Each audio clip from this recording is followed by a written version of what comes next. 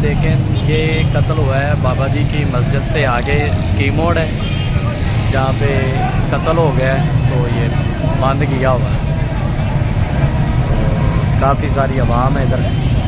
तो ये इमरान खान की हुकूमत है, इसमें लोगों पर इतना तशद्दुद हो रहा है।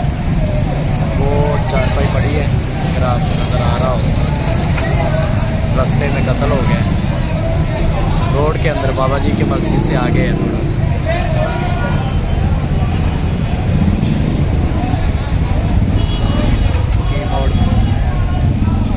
ये पुलिस भी खड़ी है, तो आपको नज़र आ रहा होगा अगर मेरा ये कैमरा दिखा रहा है। सरेआम किसी को कत्ल कर दिया है।